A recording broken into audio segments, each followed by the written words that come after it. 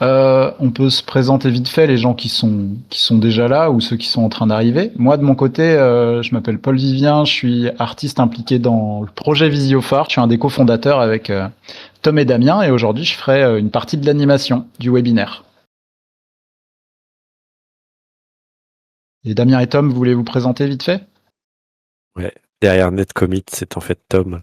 Et du coup, comme l'a dit Paul, on a pas mal contribué, notamment sur les débuts et l'intention. Et donc, ça va être un des sujets que je vais aborder avec vous aujourd'hui, parmi les petites interventions qu'on va avoir. Voilà. Et puis, assez curieux d'avoir vos retours aussi sur le format du petit webinaire pour voir voilà, si on vous aborde des infos utiles, pertinentes, et comment on le fait évoluer pour la suite.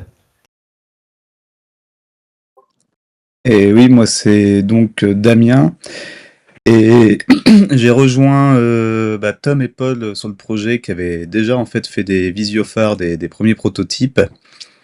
Et c'est ensemble qu'on a un petit peu poussé le truc et lancé surtout la communauté open source. Et toi, Yanis?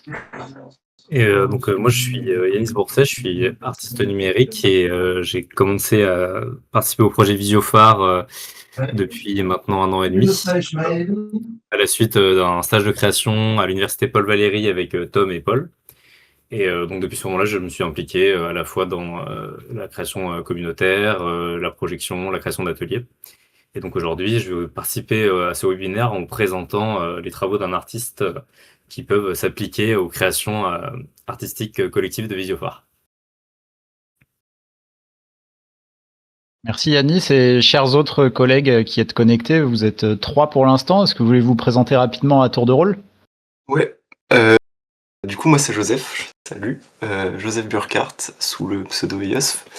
J'ai rejoint la commu il y a 1 an sur le Discord du moins. Enfin, je suivais un peu ce qui se passait par ailleurs via d'autres réseaux. Et je suis aussi un peu dans le domaine de la création lumière et numérique. Et pareil, avec une recherche de le faire de manière plus soutenable. Donc du coup, je bricole des trucs dans mon coin, j'essaie un peu de repartager des choses. Et puis voilà, ça m'intéresse de suivre un peu plus ce qui se passe à l'intérieur.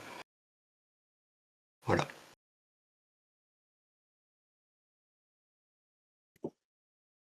Je sais pas. Bonjour. Vous m'entendez? Oui, on t'entend. Ok. Moi, je m'appelle Jonathan Landais. En fait, j'ai mon pseudo d'artiste, c'est Yvon. Et j'ai encore un autre pseudo sur Discord, vous m'excuserez, mais et moi, je travaille sur des domaines autour du cinéma expérimental, de la projection, de la marionnette. Et moi, vous me connaissez pas très bien, je vous connais pas très bien, mais bon, ça fait quelques temps que j'avais suivi un peu vos travaux, et voilà, je voulais me manifester, mais voilà, sachant que moi, mes domaines de travaux, ça va passer dans du vidging 100% numérique, avec des outils comme du Resolume ou de l'IA en direct, avec comme Phi, UI, des choses comme ça, des choses qui sont plutôt vraiment très orientées, plutôt pré-cinéma, donc pas tellement l'univers de la projection psychédélique, mais tout ce qui est univers pré-cinéma, outils optiques, dispositifs optiques du 19e siècle, ça je connais pas mal, quoi. Voilà.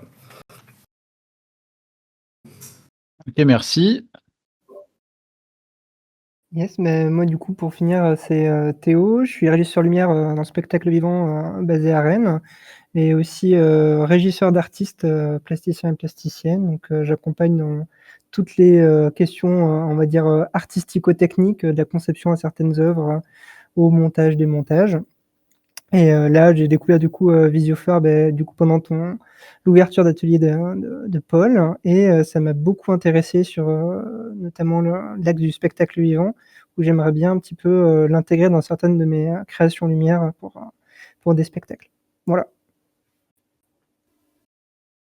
Super, merci à tous pour ce petit tour de présentation. Là, il est 18h08, je pense qu'on va pouvoir commencer de toute façon le webinaire. Du coup, ça fait suite ces webinaires qu'on a appelés visionnaires pour webinaire sur Visiophare en visio. Voilà, ça faisait un petit jeu de mots rigolo. Et on s'est dit avec Tom, Damien et d'autres personnes de la communauté qu'il nous manquait un petit temps d'échange plus, comment dire, pas en présentiel non plus, mais en vrai, qu'il soit pas que des échanges et des messages de texte sur la conversation Discord. Du coup, on s'est dit que ça serait pertinent d'organiser ces petits rendez-vous-là pour des gens qui auraient envie de discuter ensemble du projet, vu que c'est une communauté qui est pas du tout centralisée dans une seule ville, voire même un seul pays. Ça s'étend un petit peu au-delà. On s'est dit que ça serait bien d'organiser ces petits temps-là où il peut y avoir des questions-réponses, partager des trouvailles, etc. Et du coup, nous, avec les autres personnes qui administrent un petit peu la communauté, on s'est dit qu'on allait faire un programme à chaque fois pendant ces webinaires. Du coup, là, on a fait un format où il y a 2 invités du jour. En l'occurrence, on commence par des gens de l'équipe interne pour avoir au début du contenu. Et plus tard, ça, ce sera ouvert à des suggestions. S'il y a des moments donnés, des personnes ont envie de proposer des choses, on va leur proposer d'être, entre guillemets, programmés sur un des visionnaires et de présenter une actualité, un projet, etc. pour que ce soit un temps d'échange où tout le monde peut être impliqué. Donc aujourd'hui, les 2 invités, ce seront Yanis et Tom ici présents qui présenteront 2 sujets respectifs qui rentrent dans la thématique un peu visiophare, low-tech, etc., qu'on juge intéressant. Et du coup, ça fait de ces visionnaires une sorte de mini-émission vidéo, plateau, télé, fait maison sur Discord. Donc ce format, il est complètement en écriture empirique. On va voir un petit peu ce que ça va donner à la suite de ce soir, des retours que ça va avoir. Donc n'hésitez pas aussi à nous dire ce que vous en avez pensé à la fin ou même après, puisqu'il y en a 2 autres déjà qui sont prévus. On dira les dates plus tard. C'est d'ailleurs déjà marqué, je crois, à certains endroits du Discord. Et on fera évoluer le format en fonction des besoins et des envies. Voilà. Et donc ça, c'est un peu pour présenter le projet visionnaire qui donnera sûrement suite avec d'autres rendez-vous à venir. Moi, je vais commencer par parler vite fait de quelques actualités de Visiophare très rapidement. Là encore, c'est des actualités d'équipe un petit peu en interne des gens de la communauté qui nous les ont partagées. Et par la suite, ça va être ouvert pour renforcer un petit peu ces échanges d'actualité, de savoir un petit peu ce qui se passe dans cette communauté de projection analogique. Et donc présentation du projet visionnaire, c'est vrai qu'on a passé. Et là, en termes d'actualité, qu'est-ce qu'on a eu ? On a eu, j'ai mes petites notes, on a eu 2 représentations du spectacle Arlumen qui est réalisé grâce à des visiophares en mapping low-tech architectural à Nord-Limagne dans le Puy-de-Dôme en novembre et à Cugnot en dessous de Toulouse samedi dernier.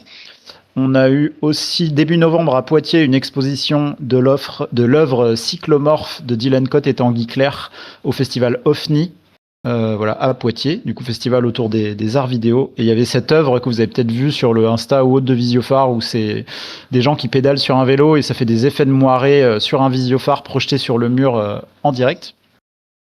Moi, j'ai pu faire un live liquide à l'Aérofab à Nantes, une brasserie où j'ai testé des nouveaux dispositifs sur les visiophares pour rendre des mouvements, mettre en mouvement les liquides de manière automatisée pour pas avoir à faire forcément tous les gestes. Et donc, je me suis pas mal amusé là-dessus. J'avais l'impression de faire un peu du Vidging Resolume, mais en liquide. Il y a eu aussi à la communale de Saint-Ouen samedi dernier une soirée Liquid Light Show où il y avait Maxime qui est pas présent ce soir mais qui est impliqué dans la communauté aussi, Maxime Duchesne, et il y avait d'autres personnes dont j'ai pas tous les noms d'artistes, mais c'était vraiment une soirée autour du Liquid Show dans un lieu immersif en vidéoprojection. Du coup par contre c'était numérique pour la diffusion. Yanis, tu as fait une intervention à Gonesse avec des workshops qui ont donné des restitutions publiques sur l'architecture. Et Tom, à Lyon, il me semble que vous avez fait une projection participative en extérieur sur des bâtiments. Donc voilà, ça c'est un peu des actus en bref des dernières semaines. J'oublie potentiellement des choses, mais c'était pour parler vite fait de ce qui a pu se passer. Petit point actu. Ensuite, je peux parler rapidement du festival Visiophare à Rennes, où peut-être que vous avez vu passer qu'on organisait un festival. Cette année, là, on va faire la 3e édition rennaise du 4 au 7 mars aux Ateliers du Vent à Rennes. Donc pour une fois, ça va être sur 4 journées. Auparavant, c'était une journée à chaque fois. Aussi bien sur les éditions rennaises que l'édition de Toulouse, organisée par Damien et la compagnie Croco Fumé en septembre dernier. Et donc là, sur cette édition de Rennes, on aura une exposition, des Liquid Light Show, du mapping low-tech sur l'architecture à l'intérieur et à l'extérieur, des ateliers découvertes, des concerts et DJ sets, et pour finir, pour clôturer, un concours de vinaigrette projeté où les publics pourront créer une vinaigrette en direct avec des ingrédients d'habitude à la maison. Enfin voilà, l'idée c'est de faire une sorte de liquid show participatif et accessible, qui sera quand même sous la forme d'un concours avec des prix à gagner et un jury. Et on espère que ce sera bien fun et plein de vinaigrette. C'est tout pour le festival. On serait ravis de vous y voir en tout cas. Et il y a un appel à projet en cours pour le festival Visiophare. La deadline est d'ailleurs dans une semaine, le 21 décembre. Et nous recevrons avec l'équipe du festival les propositions de projets d'un peu toutes les disciplines qui ont une dimension low-tech et une approche low-tech. Voilà, donc ça peut être de la projection, live ou sous la forme d'installation, mais aussi des projets musicaux, sonores, visuels, de fresques, etc. C'est assez ouvert du moment donné qu'il y a une dimension low-tech ou en tout cas un questionnement sur l'usage des technologies et si possible, s'il y a nouvelles technologies, il faut qu'il y ait potentiellement une dimension critique. Voilà, donc c'est plus ou moins explicité dans l'appel à projet, mais on a quelques mails qui arrivent sur la boîte mail avec des questions pour des précisions. N'hésitez pas si vous souhaitez y candidater et si vous avez d'ailleurs des questions. Voilà, je vois que quelqu'un vient de rejoindre le webinaire. Bonjour Ma et bienvenue. On continue avec les actualités. Sur l'appel à projet, je crois que c'est tout. Le lien est dans la description, comment on dit, dans le link in bio du Instagram de Visiophare. Ça donne sur un Linktree avec un lien vers l'appel à projet si vous voulez le consulter et candidater. Voilà, il reste 7 jours, comme je le disais. Je crois que là, pour l'instant, c'est tout pour ma partie. Puis je vais laisser peut-être Tom repréciser un peu les origines de Visiophare légèrement avant l'intervention de Yanis. Voilà.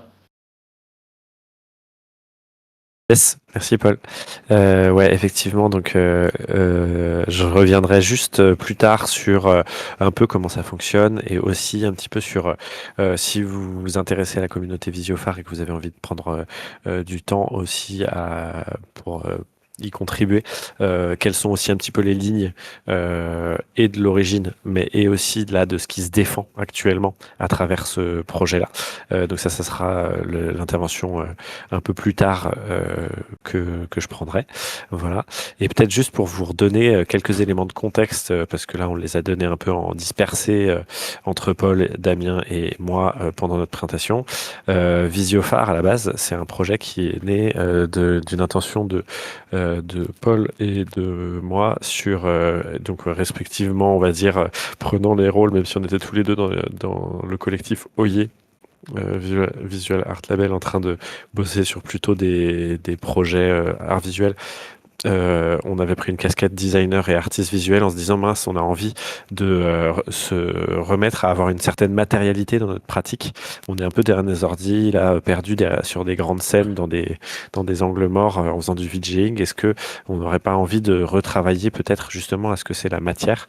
Et donc en fait, on a été invité à Sarzeau, un festival qui s'appelle La Part Belle, et on a pris un petit peu avec les organisateurs le projet d'inventer un autre système de projection. L'autre système de projection en fait existait pas mal, hein, c'était un rétroprojecteur et on a décidé de le modifier en y ajoutant un système LED bien puissant et en fait en s'interrogeant du coup de manière un peu ironique aussi sur qu'est-ce que c'était les conséquences de prendre un projecteur et de le hacker comme ça. C'était un peu ironique aussi comme geste, c'était de prendre un objet ancien et puis de dire que c'était un nouveau truc low-tech, écologique, etc. Et puis en fait, en réalité, c'était pas si bête que ça. Et voilà, je pourrais en reparler tout à l'heure. Ensuite, peut-être pour faire le lien aussi avec un petit peu la team Noyau qui s'est retrouvée là pendant un mapping festival de Genève qui était à peu près aux portes du Covid. On a déclaré joyeusement en visioconférence qu'on allait mettre tout ça en open source. On était assez fiers de nous. Et puis en fait, le Covid passant par là, on a un peu zappé. Et donc là, on a une nouvelle personne qui est apparue un petit peu après et qui nous a dit mais alors en fait vous en êtes où de l'open source et qui est Damien, qui est là ce soir du coup et qui a un collectif qui s'appelle Croco Fumé et qui du coup nous a clairement remis un coup de jus et puis qui est devenu du coup un cofondateur de Visiophare dans sa forme actuelle en proposant qu'on réponde à un appel à projet pour pouvoir financer la mise en open source d'une première version de Visiophare. Voilà, et donc le projet, l'aventure est un peu né comme ça, et puis tout à l'heure je vous décrirai un peu plus en détail en fait où on en est, quoi. Voilà. Merci Tom pour ce petit tour sur les origines de Visiophare pour resituer un tout petit peu. Et après, si vous voulez en savoir plus, il y a évidemment le site et compagnie où il y a beaucoup de détails qui sont expliqués. Et il y a notre chaîne YouTube avec nos super tutos en anglais avec un accent incroyable où parfois on réexplique un petit peu aussi les origines de tout ça. Voilà. Là, du coup, on a refait un petit point sur les origines de Visiophare et du coup, je vais pouvoir passer la parole à Yanis qui voulait nous présenter un sujet en particulier. Donc, invité du jour numéro 1, Yanis. Bien, merci pour cette invitation. Je vais partager mon écran pour mettre mes diapositives en place. Ah oui, il faudrait que du coup que Tom, tu coupes, je pense, ou on arrive à faire les deux streams en même temps. Non, ça marche. Je peux les sélectionner comme ça. Ah, ça fonctionne, ouais. Voilà. Super. Alors, bienvenue à cette présentation nommée « La dictature des fenêtres et le droit de fenêtre, manifeste artistique à appliquer à la pratique de création participative de Visiophare ». Donc, pour donner un contexte de pourquoi je fais cette présentation, donc ça se base sur les travaux d'un architecte poète dont le nom de famille est cité dans le document et que je ne ferai pas l'affront d'essayer de prononcer parce que je ne parle pas très bien les langues germaniques. Donc, il est autrichien, il date du siècle dernier. Et il a écrit un court manifeste que vous pouvez retrouver sur Internet qu'il a appelé « La dictature des fenêtres et le droit de fenêtre », qui revient donc sur l'utilisation de la façade des immeubles comme un moyen d'expression pour les habitantes de ces quartiers. Ces travaux-là, ça fait un petit moment que je les avais lus et au moment de faire des projets avec Visiophare, on a souvent du travail sur des façades d'immeubles, ça peut nous arriver, et donc on fait souvent des travaux avec les habitantes de ces quartiers. Et je me suis dit que ce serait intéressant de faire un lien entre ce texte et ce quoi il parle et ce qu'il dénonce un peu dans l'urbanisme actuel et comment Visiophare peut justement trouver une application dans ces travaux-là de cet artiste. Donc, hop, diapo suivante. Donc l'immeuble, un lieu d'habitation standardisé et aseptisé. Donc les quartiers sur lesquels des fois on est amené à travailler, qui peuvent être des lieux d'HLM ou des lieux en plein milieu de la ville, ces immeubles, ils ont quand même la particularité d'être un endroit où on ne sait pas du tout qui habite à l'intérieur. À la différence des maisons plus traditionnelles où on va avoir un jardin sur lequel on peut trouver différentes fleurs qui ont été choisies par leurs propriétaires, les façades, elles, ne représentent aucunement les personnes qui habitent dans ces immeubles. Donc ces rebords de fenêtres, ça a été donc pour l'artiste un lieu de prédilection pour dire ok, on va pouvoir peut-être donner accès à ces façades pour que tout à chacun puisse exprimer son individualité dans un territoire où l'individu disparaît sous un urbanisme complètement standardisé.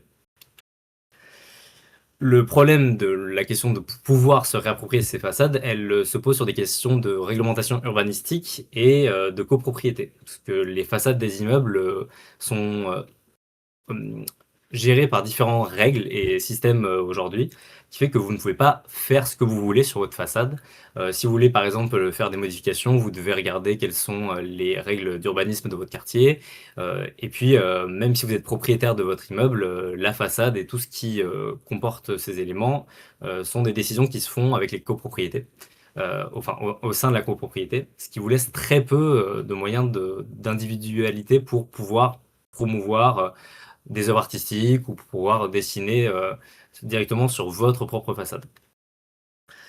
Enfin, la façade est quand même un lieu difficilement accessible à tout à chacun pour pouvoir personnaliser. Alors on peut facilement mettre sur les rebords de fenêtres quelques fleurs ou quelques éléments de décor, mais le contour de la fenêtre est quand même difficilement accessible, surtout dès qu'on monte deuxième, troisième, quatrième étage. C'est beaucoup plus difficile d'accès. Pour revenir un peu plus aussi sur les enjeux d'habitation des immeubles, pour ma perception en tout cas des immeubles, surtout dans les milieux qui sont les quartiers populaires, les régions parisiennes, régions lyonnaises, c'est des zones que j'appelle des zones publiques avec un P majuscule, du fait qu'il y a beaucoup de passages de personnes qui ne sont pas habitantes de ces quartiers, que ce soit pour accéder à des magasins, des contrôles policiers beaucoup plus présents, des passages aussi de voitures, à la différence des lieux pavillonnaires qui, eux, ont une certaine quiétude qui permet d'avoir un sentiment de vie, ou en tout cas de vie à la maison beaucoup plus présent que dans ces quartiers avec de grands immeubles. De ce fait-là, la vie dans les immeubles, elle se fait surtout si une vie collective se développe, avec justement des initiatives comme la fête des voisins, de partager un moment de repas avec ses voisins est un élément central pour pouvoir développer ce genre de société. Mais ce sont des éléments qui peinent à vivre aujourd'hui en société. Même moi, dans mon immeuble, il y a encore quelques années, on faisait la fête des voisins. Aujourd'hui, elle est quasiment inexistante. Et le seul lien que je peux avoir avec mes voisins aujourd'hui, c'est via le groupe WhatsApp pour tout ce qui est problème de copropriété. Et on voit que le fait de vivre en immeuble est quelque chose de plus subi que quelque chose qui permet des nouvelles méthodes de vie participatives. De plus, et je voudrais finir sur ça, sur la question des problèmes d'habitation, les quartiers HLM ont un héritage assez lourd sur la question où des habitants, à l'époque de leur construction, ont été forcés pour certains à habiter ici. À la suite de la destruction des bidonvilles et l'émergence de nombreux HLM, l'octroiement de logements se faisait de manière complètement arbitraire et beaucoup de familles ont vu leur vie collective dans les bidonvilles complètement être séparée et détruite lorsque un logement leur a été attribué. Et ce marqueur historique perdure encore aujourd'hui dans les milieux HLM où on sent encore que pour beaucoup, vivre en HLM, vivre dans un immeuble est quelque chose qui est subi plus que choisi. Pour revenir donc maintenant sur l'utilisation de Visiophare concernant ce travail artistique de collectif de se réapproprier la projection, et enfin plutôt se réapproprier la façade, le fait de pouvoir utiliser des visiophares comme étant un élément de projection, de création visuelle sur des lieux d'habitation, c'est quelque chose qui a été exploré un peu dès le début des premiers projets artistiques. Surtout du fait que lorsque nous venons travailler sur des façades, on va créer ce qu'on appelle une matrice et on va régulièrement proposer aux habitants des quartiers, des lieux d'habitation où on va projeter sur les façades, de venir créer une œuvre participative à l'aide des matrices qu'on a développées. Et donc ça permet déjà d'engager une discussion sur le rapport à leur habitation, qu'est-ce qu'ils veulent montrer, qu'est-ce qu'ils veulent projeter sur leur façade. Alors des fois ça peut être des façades d'immeubles, mais ça peut être aussi sur des lieux plus communautaires comme des centres de loisirs, des centres sociaux, des lieux d'habitation et d'association. Donc c'est pas seulement aussi la question de l'habitation propre, mais aussi des lieux communautaires où les gens viennent participer à des lieux d'action culturelle. Et donc, avec ces prémices de création collective, je pense qu'il y a des matières à travailler, peut-être des projets beaucoup plus profondément ancrés sur comment se réapproprier les lieux et peut-être de faire un travail plus long en amont avec les habitantes de ces immeubles sur des futurs projets de création qui les impliqueraient plus au long cours sur la création de spectacles ou de projections un peu plus importantes. Le fait de pouvoir justement accueillir des publics et de leur parler de leur façade, ça permet aussi justement d'engager un discours avec eux sur quelles sont leurs perceptions, leur auto-perception de leur habitat. Quelque chose qui justement permet peut-être de sortir de cette perception seulement aseptisée et urbanistique de l'immeuble, mais sur quelque chose où il y a des histoires, des gens qui vivent, des fois des familles qui sont là depuis maintenant 1 ou 2 générations dans le même appartement, et justement de mettre en exergue ces relations de voisinage qui sont parfois mises sous silence parce qu'il n'y a pas de rendu collectif de ces vies à l'intérieur de ces bâtiments. Et donc justement, lorsque la projection a lieu, c'est l'occasion de discuter avec le public qui sont réunis au moment de la projection sur justement qu'est-ce qui les anime, pourquoi telle personne a fait tel dessin à tel endroit de la façade, et ces moments de collégial entre ses habitants et nous les artistes, justement, est un moment important pour discuter des réalités de vie dans leurs appartements, qu'ils soient bons ou mauvais, à travers justement cette réappropriation artistique de la façade. J'en ai fini pour cette présentation assez courte de ce qu'on a déjà pu faire avec Visiophare. Si vous voulez interagir, communiquer des idées, n'hésitez pas sur ce petit temps de parole. Et puis, merci de m'avoir écouté. Merci Yanis pour ta présentation. S'il y a des gens qui ont des réactions directes, là, on peut prendre 2-3 minutes pour des questions-réponses vis-à-vis de ce que Yanis a présenté avant de passer à la présentation de Tom, qui est l'invité numéro 2.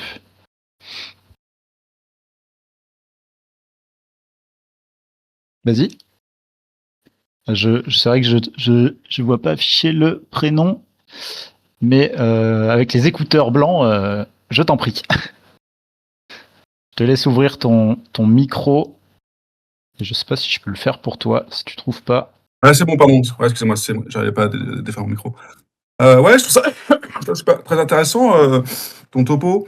Et moi, ça me rappelle justement, là, je fais partie d'un collectif là, qui s'appelle la Villa Médicis. Donc, c'est pas la Villa Médicis à Rome, c'est un collectif qui est à Aubervilliers. Et on a travaillé justement avec un bailleur social il y a à peu près 2 ans sur un projet de projection collective dans l'espace public. Et, euh, et donc, je sais pas s'il y a d'autres gens qui ont des retours d'expérience par rapport à ça, mais justement, je trouvais que le lien avec les bailleurs sociaux est un truc comment dire, à travailler quoi, quand même sur cet enjeu de projection sur les façades. Pour nous, c'était assez compliqué. Ils étaient pas super chauds parce que globalement, un bailleur social a rarement des super relations avec leurs locataires et donc ils n'ont pas trop envie de prendre des décisions qui pourraient en tout cas déboucher sur une projection chez les locataires. Donc, je sais pas si c'est un enjeu que vous avez un peu rencontré, mais je sais que nous, ça a fini. On a projeté sur des écrans sur le terrain de foot, quoi. On n'a pas projeté sur les façades, quoi. Mais en tout cas, super. S'il y a des gens qui se motivent là-dessus, trop bien. Vas-y Tom. Ouais, j'ai un témoignage, un spectacle, mais qu'on a rejoué là en octobre à Marseille, qui était sur la façade d'un immeuble où on habite, en fait, en réalité, avec mon duo du moment, avec laquelle on fait pas mal de narration justement sur l'histoire des quartiers. C'est un spectacle qui s'appelle Madame Olivon et qui parle en fait d'une des personnes qui habite dans l'immeuble, dans le 3e étage, qui a 93 ans et qui a un peu la mémoire du quartier. On s'est reposé sur elle en fait pour parler de l'histoire du quartier, du lien entre les voisins. Et en fait, c'est en faisant le spectacle pendant quasiment 2 ans en fait d'enquête et en agrégeant peu à peu, en créant des événements avec cette personne, que l'immeuble est devenu ce qu'on a présenté à la fin. Donc c'était un peu difficile à présenter d'ailleurs, mais c'était en gros, on a créé des karaokés pour fêter son anniversaire, on a demandé des services aux uns et aux autres pour pouvoir nous dire qui ils étaient, pour pouvoir le raconter dans le spectacle. Et en fait maintenant, tout le monde rend des services à cette André Olivon là qui est en plein milieu de l'immeuble, et en fait tous les commerçants et nous on se connaît parce qu'on a tous ensemble organisé le spectacle. Et donc pour rajouter à cette question de la façade et de la description des choses qui s'y jouent, le spectacle comme processus, bonne excuse pour fédérer. Moi, je l'utilise quasiment tout le temps. Et donc, je trouve ça intéressant, en tout cas, de questionner à la fois la surface sur laquelle on projette, mais aussi, du coup, les histoires dedans, et de s'en servir comme processus.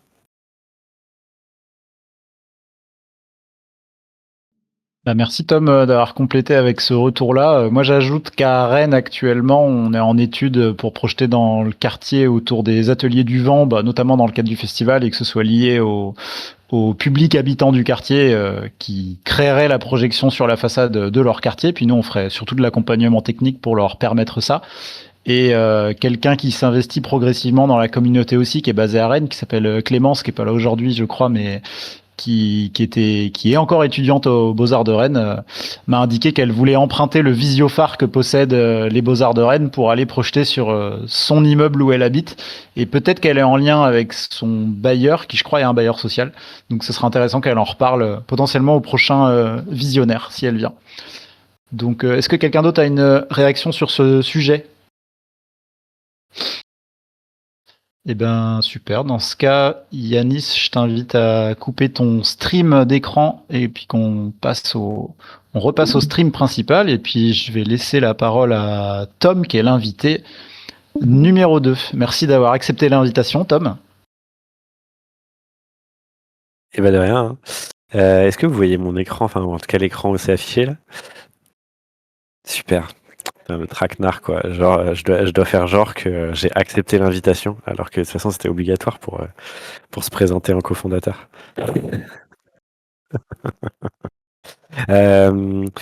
Alors là, je proposais de faire un petit truc, c'est un peu process, mais en gros, il y a un sujet qui est que Visiophare est une communauté de pratiques artistiques, de bidouilleurs, designers, etc.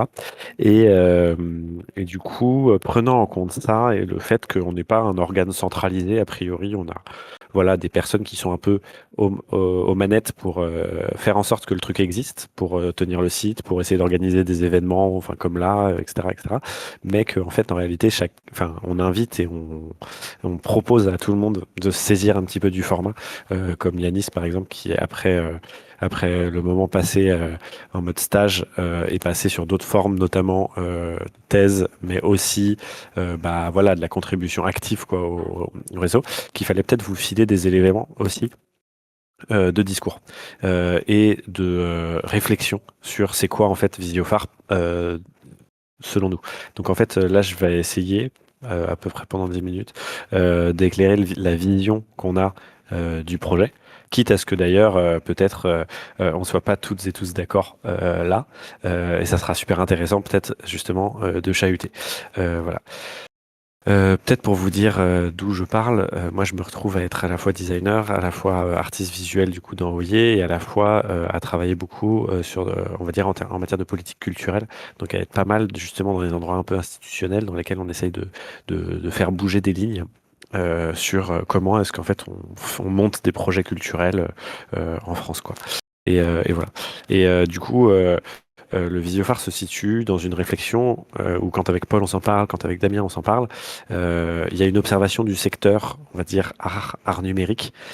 Et d'abord ça naît sur une frustration. On se disait, mais merde, en fait, là concrètement, euh, on est des artistes numériques et on est de plus en plus appelés pour faire du VJing, du mapping, et notamment sur des grandes scènes. Enfin, avec Oyer, on s'est retrouvé avec des situations où voilà, il y a quand même un peu de monde, on a des gros écrans LED, on balance du visuel.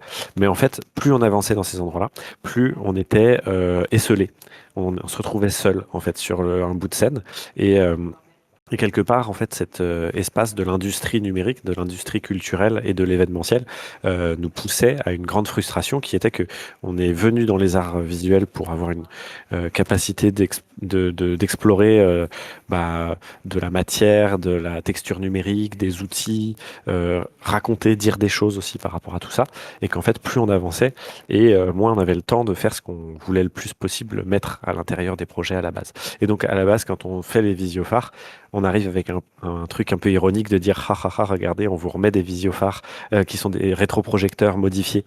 Et en fait, regardez un peu comme c'est le futur écologique du enfin du vidéoprojecteur, mais aussi avec une vraie envie de mettre les mains à nouveau dans de la matière et de tester des choses. Voilà. Et là-dessus, du coup, bah, c'est l'alliance entre le design et les arts visuels en fait qui se fait, c'est qu'on conçoit une machine et on la conçoit tant qu'à faire en la faisant sur une approche qui nous permette de nous réapproprier le plus possible nos outils de production. Et donc là, c'est quelque chose que je vais réaborder un peu après. C'est une approche très politique. C'est de dire, en fait, là où les vidéoprojecteurs nous poussent à une approche très industrielle, avec des outils assez onéreux, avec un système de l'événementiel qui pousse à l'industrialisation systématique. Là, on va faire une boîte en bois un peu mal découpé, on s'en fout. Il faut plutôt que ce soit des outils de bricolage qui nous permettent de le faire plutôt que des outils très complexes. Et du coup, ben voilà, on va faire des objets en sortant de cette industrie, puis en le présentant en soi comme une démarche artistique, faire son outil. Et pas uniquement faire son visuel, c'est une démarche artistique.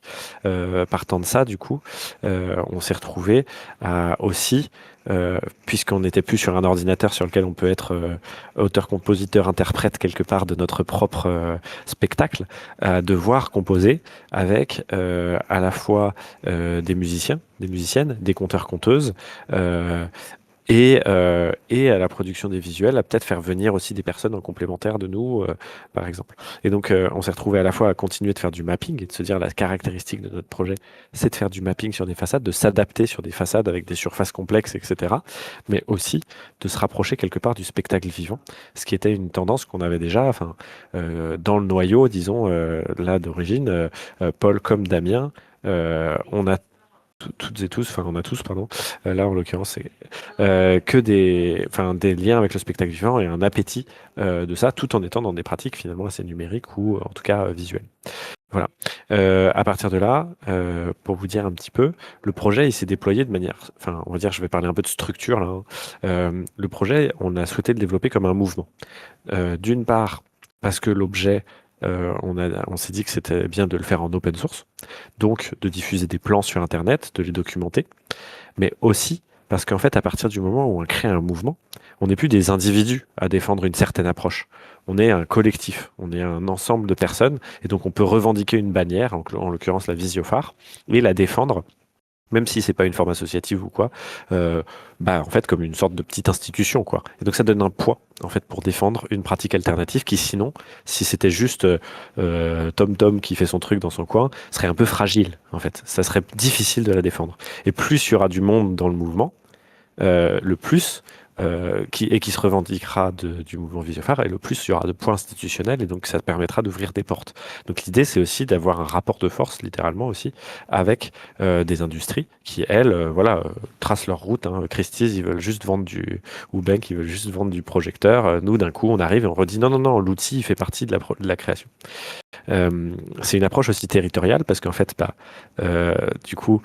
Paul est à Rennes.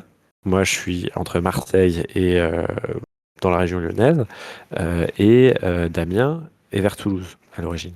Et puis en fait, peu à peu, il y a des rétroprojecteurs, des visiophares qui s'ouvrent, qui sont fabriqués un peu partout en France. Et cette approche, elle est assez intéressante du point de vue aussi écologique, mais aussi du point de vue communautaire. C'est que à partir du moment où on commence à avoir ces antennes-là, on a une forme de responsabilité d'essaimer autour de soi, d'inviter des graphistes, d'inviter des gens dans le spectacle vivant, enfin en gros de faire en sorte que l'usage se fasse dans des points locaux. Donc on peut être partout en France tout en étant un mouvement qui n'est pas structuré. Et donc ça nous donne une force pareille, c'est d'apparaître un peu partout. Voilà. Ensuite, je voulais faire un petit point sur la question politique. Le Visiophare, c'est un objet qu'on considérera comme low-tech. Je ne vais pas rentrer dans le détail de ça, mais ça s'ancre dans une généalogie de ce qu'on appelle la technocritique, donc la critique technologique et l'envie de pouvoir discuter en fait de pourquoi est-ce qu'on fait un choix technologique, comme par exemple le vidéoprojecteur plus l'ordinateur, et pourquoi en fait ça périme le rétroprojecteur alors qu'en fait ça reste utilisable, ce que les communautés du Liquid Light Show par exemple continuent de nous démontrer tout le temps, parce qu'en fait elles continuent depuis que le rétroprojecteur existe à l'utiliser.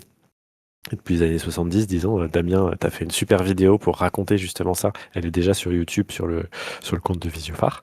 Et par contre, là, si on le réutilise, le Visiophare et le rétroprojecteur que c'est, en fait, même modifié, c'est pour relier des artistes entre eux à travers ce mouvement.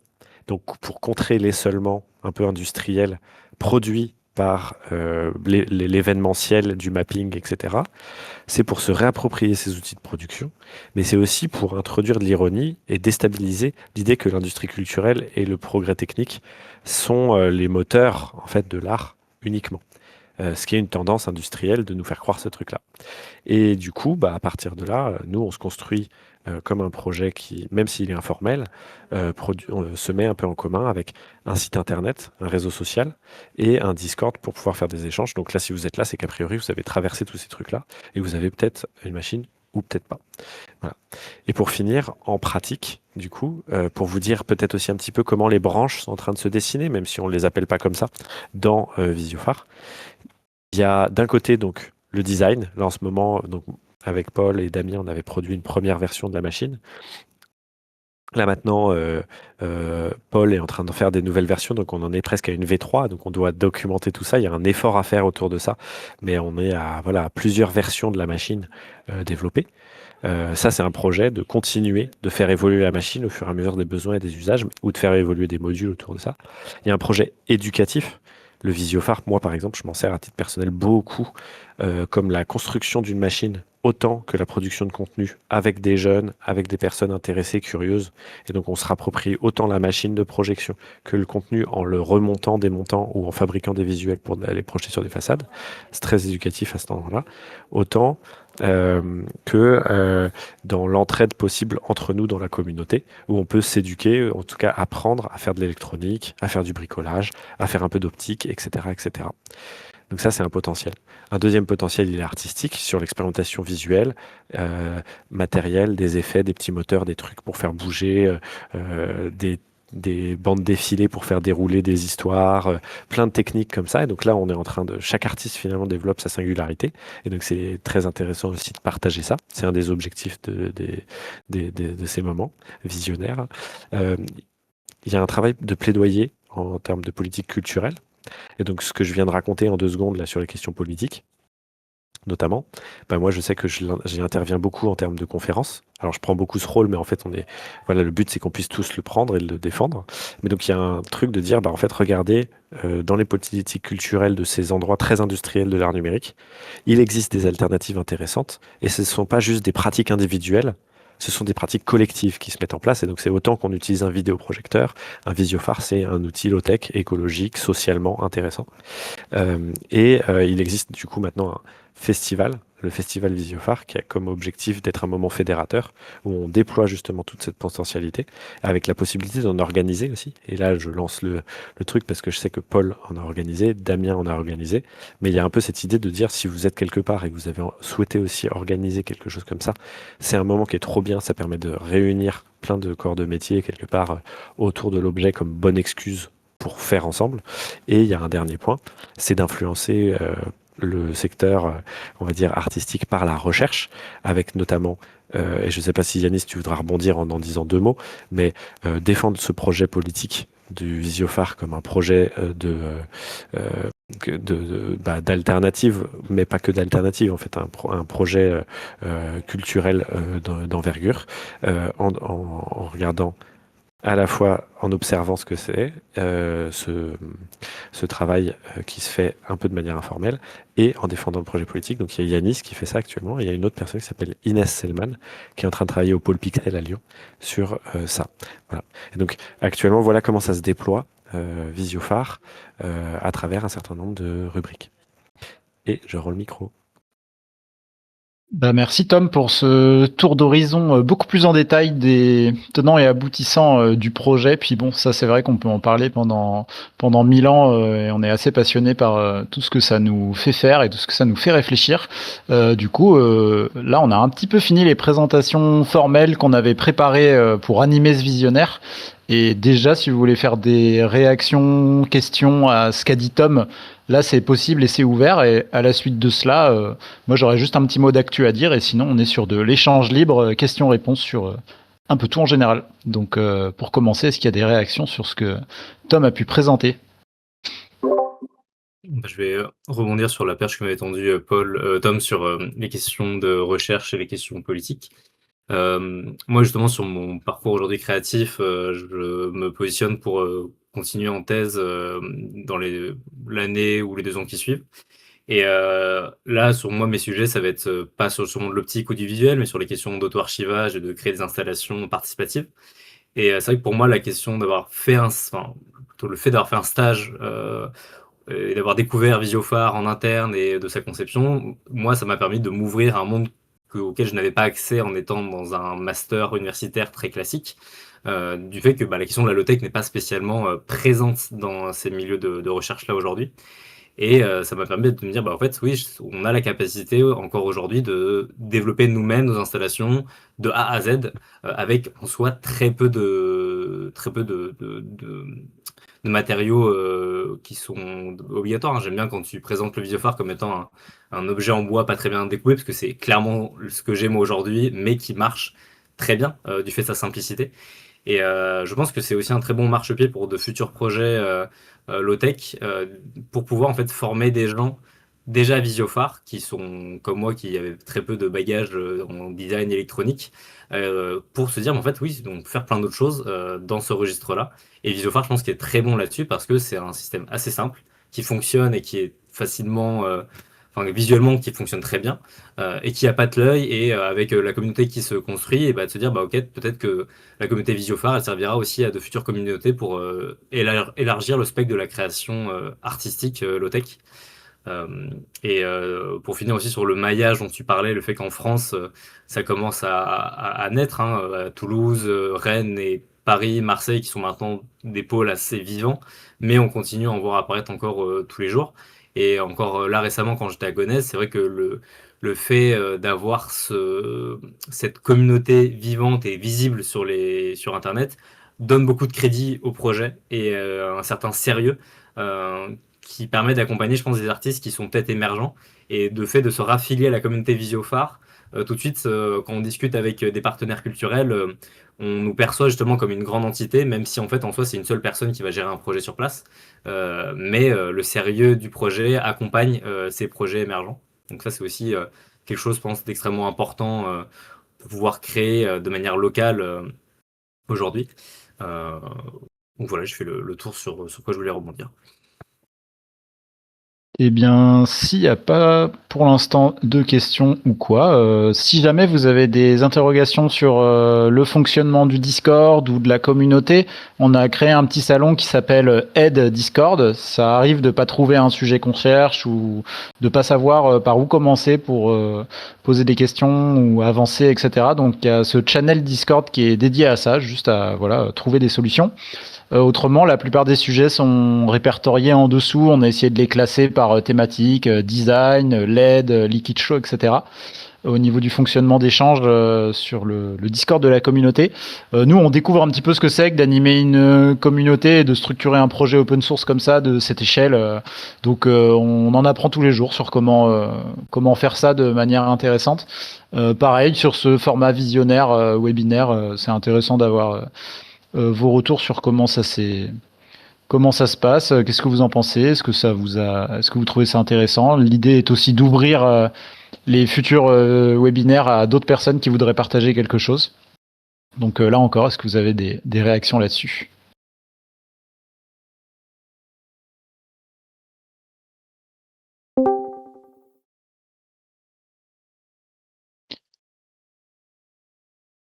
Dans ce cas, on aura les prochains visionnaires. Je vous donne les dates. Je crois que je les avais écrites dans une slide, Tom. Tu veux bien l'afficher?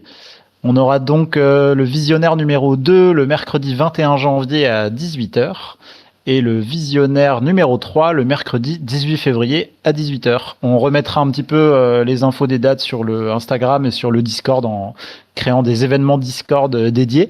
On n'a pas encore défini de conduite, de thématique ou d'invité pour ces visionnaires-là.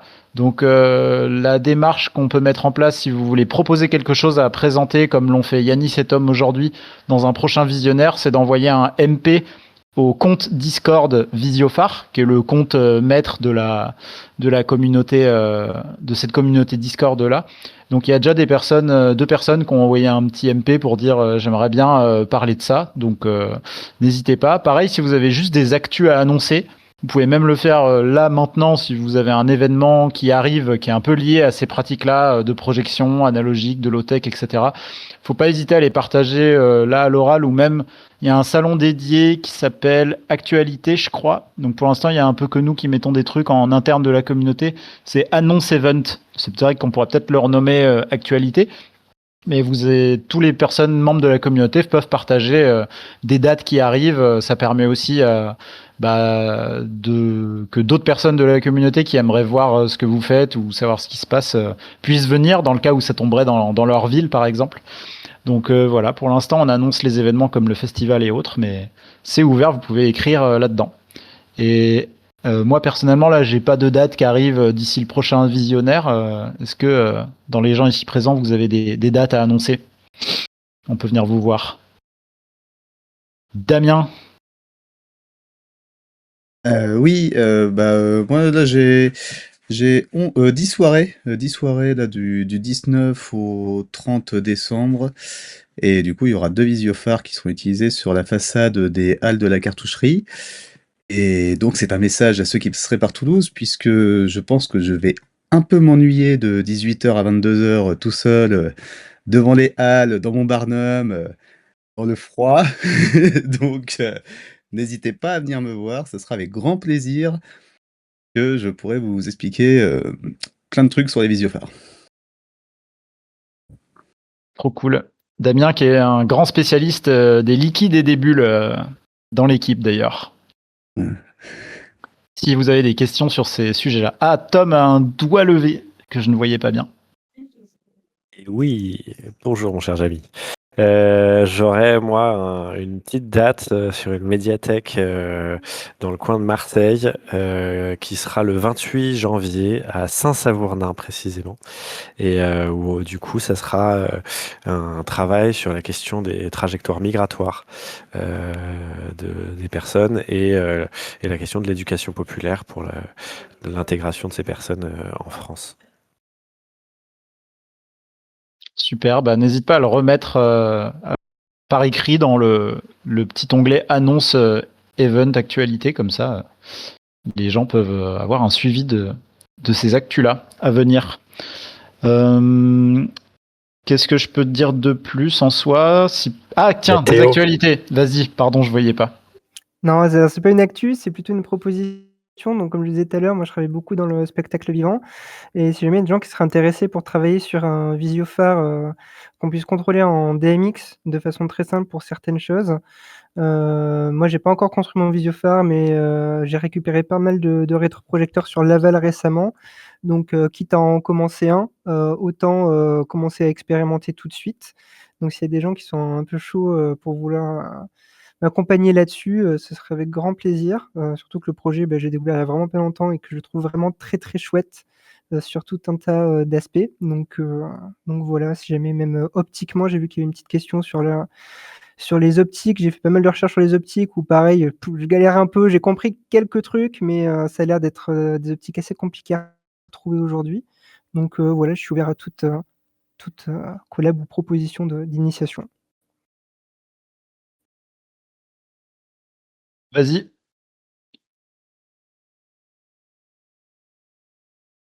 Ah, désolé, j'ai du mal à retrouver ce micro à chaque fois. Je rebondis parce que pour le coup, moi j'ai travaillé sur un projet, pas de Liquid Light Show, mais de type plutôt caméra obscura. Ça parle à tout le monde. Caméra obscura ou Megascope. Et avec mon collègue, on a construit un système d'éclairage commandé, mais d'ailleurs plutôt par du MIDI que par du DMX. Parce qu'en fait, finalement, à cette échelle-là, le MIDI est tout à fait, marche très bien, quoi. On n'a pas besoin d'avoir des univers DMX. Donc, sur de la commande de cob LED qui puisse être régulée par MIDI, moi j'ai des choses à te donner si ça t'intéresse, quoi.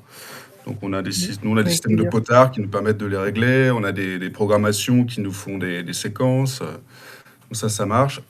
Et après, sur ce qui est de l'optique, moi, c'est des choses sur lesquelles j'ai aussi travaillé pour justement, notamment ce projet-là, sur de la recherche en fait à partir d'une lentille, mais aussi les combinaisons de lentilles, qui est un sujet qui peut être un peu casse-gueule, mais qui peut apporter des choses super intéressantes quand des fois on a des contraintes optiques qui sont indépassables avec une seule lentille, et on est obligé de passer des fois avec des lentilles combinées.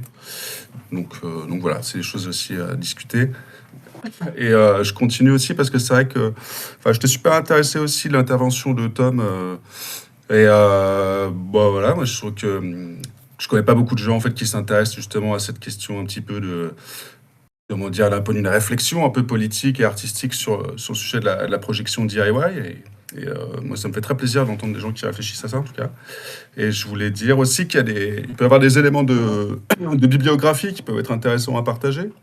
Parce que je vois, par exemple, dans le visiophare, je n'ai pas trop d'impression qu'il y a des éléments bibliographiques, mais moi, je vois qu'il y a des bouquins que je peux avoir qui, à mon avis, pourraient aller un peu dans cet esprit-là. Des trucs comme Making Image Moves, ce genre de bouquins-là.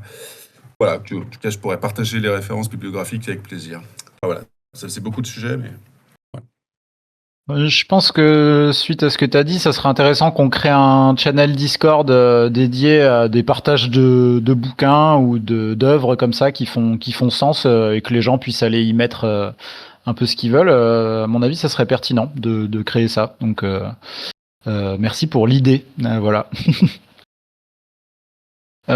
Sur le fait de contrôler en DMX, moi c'est vrai que je commence à m'y pencher doucement et j'ai ramené un petit dimmer LED. Après c'est que 3 ampères max, donc je pourrais pas monter sur des grosses LED, mais théoriquement ça permet de faire du dimming en PWM de LED. Donc sans rentrer dans le détail technique, ce serait une des pistes pertinentes pour faire du contrôle en DMX, sachant que ça, c'est la carte de contrôle qui est avant la LED pour la contrôler. Le DMX peut être reçu en direct dans cette carte, mais en fait, avec les ordi et autres aujourd'hui, on peut faire un signal MIDI qui envoie un DMX au truc en question, et ça se fait assez bien. Ça rajoute des protocoles, mais voilà, l'avantage du DMX, c'est que c'est très très utilisé spectacle vivant en vrai, plus que le MIDI, en tout cas pour se brancher sur des appareils existants comme des consoles lumière et tout ça, c'est assez universel. Voilà, c'est tout ce que j'ai à dire là-dessus. Peut-être aussi ajouter que là, on se pose la question de tester des modules LED d'un fournisseur qui s'appelle Getian. On a un petit fil de discussion sur le Discord à ce sujet. C'est des modules LED qui au final reviendraient au même en termes de tarifs que nous, ceux qu'on se fabrique DIY de zéro, et qui intégreraient en plus des cartes de contrôle qui prennent du DMX en natif, en direct, directement dans la carte. Sachant que moi, ce que j'ai décrit avant, c'est comme d'hab du hacking, et que ça a ses limites de problèmes et de SAV en général inexistants. Et du coup, je m'intéresse à cette piste-là qui serait quand même des modules LED propriétaires, faut juste le rappeler. Mais pourquoi pas tester pour voir si ça permet plus de possibilités.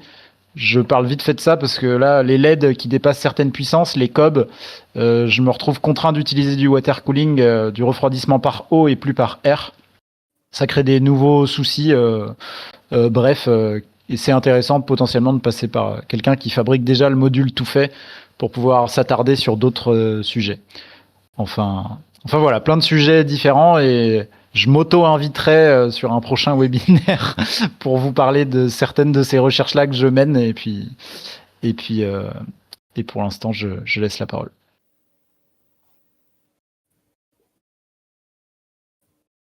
En soi, on s'était dit qu'on ferait pas de fin officielle dans ces visionnaires-là, que profiter que les gens sont connectés pour en fait après un peu laisser la salle en discussion libre si les gens ont envie de parler de choses. En tout cas, on a fini les animations qu'on avait prévues, mais on le redit, on veut faire de ces temps-là les plus impliquants possibles pour les personnes de la communauté qui ont envie de partager des choses. Donc, si d'autres personnes qui ne se sont pas encore exprimées ont envie de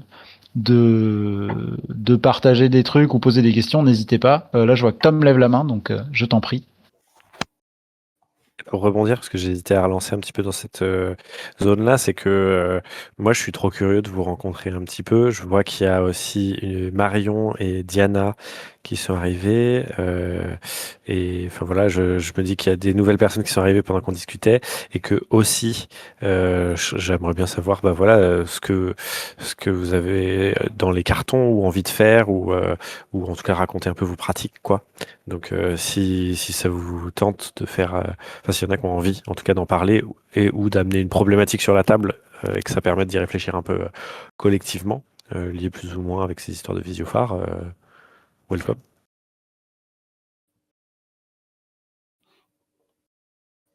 Moi, j'aurais un sujet à aborder. En fait, j'ai rejoint la commu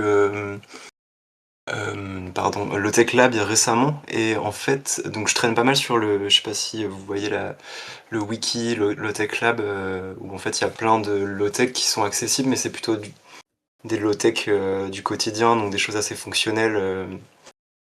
Enfin voilà, pour le quotidien, donc il y a peu d'objets artistiques de ce type, et je me demandais si ce serait pas une bonne idée de réfléchir à faire une publication à propos de Visiophare là-bas, pour peut-être ramener des nouvelles personnes, ou enfin diffuser plus largement encore. Et en fait, j'ai aussi eu des discussions avec des gens de Lotech Lab en fait, j'entends un peu qu'il y a des rencontres qui se font, des discussions qui se font entre Visiophare et Lotech Lab. Et voilà, j'ouvre le sujet. Pour rebondir sur ce que tu disais, Youssef, sur les partenariats qui sont en train de se mettre en place, normalement pour la 3e édition de Rennes, on est en train de voir avec eux, mais ils seraient présents en tout cas sur le festival pour échanger avec nous, et je pense que à travers cette édition-là, on pourra peut-être commencer à développer peut-être plus de partenariats avec leur structure. Il y a des liens historiques, hein. C'est vrai qu'on a grandi à peu près en même temps, et moi j'ai beaucoup collaboré avec eux sur, on va dire, l'émergence de la notion de low-tech. Et en fait, effectivement, là, du fait qu'il y ait les communautés qui se soient rapprochées de Rennes, je crois que voilà, il y a des liens qui sont en train de se tisser. Mais en tout cas, voilà, une partie des lignes et même de ce que je racontais sur des questions un peu politiques aussi de la low-tech, on les a élaborées de manière concomitante, on va dire, sur ces 10 dernières années, quoi. Nous, on réfléchit aussi souvent, la question qu'on se pose pas mal en recherche-développement de ces projecteurs-là. Enfin, moi, je passe beaucoup de temps à améliorer les machines et à essayer de les rendre accessibles pour des gens qui voudraient s'en construire. Est-ce que vous avez déjà ressenti des freins j'en sais rien, à se fabriquer un projecteur, un visiophare, quelque chose qui vous inquiétait de pas savoir faire ou quoi, des barrières que vous auriez pu voir? Alors je sais que Théo par exemple c'est l'inverse, on en a parlé et 3 jours plus tard il en a déjà chopé 6 sur Le Bon Coin, donc il y a des gens vraiment Ouais, mais c'est un sujet, enfin, j'ai eu beaucoup de chance et justement, j'avais une question là-dessus, c'était justement à quel point, dans Visiophare, vous prenez en compte ce problème de sourcing. J'ai l'impression que ça devient quand même une denrée rare. Donc d'ailleurs, sur Rennes, j'en ai mis 2 de côté, encore si jamais quelqu'un en a besoin. Mais tu vois, on parlait de lentilles tout à l'heure, bon, on parle de LED. Les LED, quelque chose qui fait de la lumière, c'est facile à trouver. Mais typiquement, des lentilles de Fresnel qui ont été développées exprès pour ces rétroprojecteurs-là à l'époque, aujourd'hui, ça se trouve de moins en moins. Comment est-ce que vous comptez anticiper ce truc-là au sein de la communauté? Ah oui, vas-y. Non, moi très rapidement, enfin, je pense que les lentilles de Fresnel de ces formats, effectivement, elles sont un peu difficiles à trouver. Après, bon, vous connaissez tous AliExpress et compagnie, mais il y a des choses, enfin, sur ce format 30 cm par 30 cm, ça se trouve un peu facilement, mais c'est vrai qu'il n'y a pas ces doubles Fresnel qu'on trouve dans les overhead projecteurs, et que ça peut se refaire avec 2 Fresnel de 30 par 30, quoi. Si vraiment, voilà, c'est ça pour dire que. Et puis moi, en fait, ouais, là où je voulais revenir, c'est que par exemple, j'en ai récupéré un tas, j'en ai encore une dizaine moi à Paris. S'il y a des gens qui à un moment sont en galère, je peux en filer une sans souci, quoi. C'est vrai, pour répondre à Théo aussi, sur ces disparitions de ces projecteurs-là, à ma connaissance, ils ne sont plus fabriqués neufs. Donc il me semble que tous ceux qui existent encore sont potentiellement en voie vers la déchetterie ou alors sur Le Bon Coin ou alors finiront par être jetés à un moment. Donc c'est vrai que un peu tous respectivement, les personnes impliquées dans la communauté, on les chasse un petit peu pour essayer de récupérer ces projecteurs avant qu'ils soient éventuellement jetés. Moi pareil, j'en accumule un petit peu et je garde les pièces qui m'intéressent. Le truc j'ai envie de dire qui marche le mieux, mais c'est vraiment quand ça marche, c'est d'arriver à avoir un contact avec un collège, un lycée ou une école. Et là, quand ils répondent qu'ils en ont et qu'ils sont OK, là, souvent, c'est par lot de 5, 6, 10 qu'on peut en récupérer. Et en général, c'est gratos. Du coup, voilà. Après, on a déjà fait la démarche d'envoyer des mails je crois que Damien, tu avais envoyé des mails à 80 collèges-lycées qu'on avait recensés en Ille-et-Vilaine, dans le 35. Et il y a quasiment personne qui répond. Donc bon, c'est vraiment quand ça fonctionne, mais quand c'est le cas, des fois ils sont même contents qu'on leur débarrasse leur réserve. Et sinon, l'autre piste qui est quand même la plus simple, rapide et pas trop chère, c'est Le Bon Coin, où des personnes en vendent. Les prix, ça tourne entre 25 et 50 euros. Bon, il y en a des beaucoup plus chers, mais on les achète pas. Et ça s'envoie quand même assez bien en mondial relais. Souvent, les personnes qui vendent sont OK de les expédier. Et ça, c'est une première piste pour commencer quand vraiment il n'y a pas le temps, parce que en vrai, aller essayer de trouver un collège-lycée qu'en donne, c'est quand même une bonne chasse au trésor de motivation. Et c'est pas sûr que ça marche dans un temps imparti. Donc la piste Le Bon Coin est assez efficace. Et sinon, oui, dans les gens de la communauté, c'est absolument pas quelque chose qu'on a mis en place, mais je sais qu'il y a des communautés open source où ça se fait de mettre en route, comme par exemple sur Precious Plastic, une communauté de recyclage du plastique open source. Ils ont un bazar en ligne. Et c'est un endroit où les gens peuvent se vendre des trucs entre eux de la communauté, que ce soit des produits finis, des trucs à recycler ou des outils. Donc ça, nous, pour l'instant, c'est pas du tout mis en place, mais ça peut aussi se faire si quelqu'un cherche une pièce, et bah quelqu'un d'autre lui vend ou lui donne, j'en sais rien. Libre à vous aussi de faire des demandes de salon Discord pour que nous, en tant qu'admin, on les crée si vous voulez avoir ce genre d'usage et d'échange. Voilà. Je vois qu'il y a plusieurs personnes qui ont rejoint le visionnaire en cours de route ou vers la fin. C'est vrai que là, comme je disais tout à l'heure, on a démarré à 18h et on a fait environ 3/4 d'heure sur des animations qu'on avait prévues avec des discours et des explications. Si vous avez rejoint en cours de route, sachez que ça a été enregistré et que ce sera publié sur la chaîne YouTube. Vu que vous êtes arrivé en cours de route, vous n'avez pas entendu ce signalement que c'était enregistré aussi, donc on vous demande si vous consentez au fait que vous êtes enregistré et que ce sera posté sur YouTube après. Si vous vous y opposez, merci de nous le signifier par MP sur le compte Discord Visiophare pour que on vous efface du Discord. Voilà. Et là, actuellement, pour resituer, on est dans des temps assez libres d'échanges et de questions-réponses sur différents sujets. Il y a plusieurs personnes de la communauté administratrice de Visiophare qui sont présentes là ce soir et d'autres qui sont pas forcément admins, mais qui font partie de ce Discord et qui sont là. Donc là, c'est des échanges assez libres, sans limite de fin, autre que les limites individuelles de chacune de à un moment donné, je vais devoir partir pour X raisons, mais pour l'instant, on est encore là. Donc c'est libre de discussion si vous avez des questions sur par où commencer pour me faire un projecteur ou des idées d'amélioration ou de fonctions que vous aimeriez voir dessus. La to-do list a de longs jours devant elle. Ou de vous présenter un coup, hein. Je vois Lucie, Gaël, Marion, Diana, par exemple. C'est vrai que si vous avez envie de nous dire 2 mots de qui vous êtes, ce que vous faites, avec joie. Sans obligation. Alors, il y a eu 2 mains levées, alors c'est Lucie pour commencer, et puis Gaël. Ok. Moi, c'est Lucie. Je voulais d'abord vous remercier pour le partage d'infos que vous faites. Moi, je suis tombé là-dedans avec un spectacle de Damien, ça devait être sur un petit festoche il y a 2 étés. Et c'était vraiment cool de voir ça, et ça m'a donné envie de refaire ma sauce. Donc, j'aurais peut-être des choses à vous montrer un prochain truc où j'y arriverai plus tôt. Mais en tout cas, ouais, que ce soit sur ça ou sur tes expériences, Paul, de l'aide à haute puissance, ça m'inspire bien, et merci pour ça. Super, merci. Je rebondis vite fait.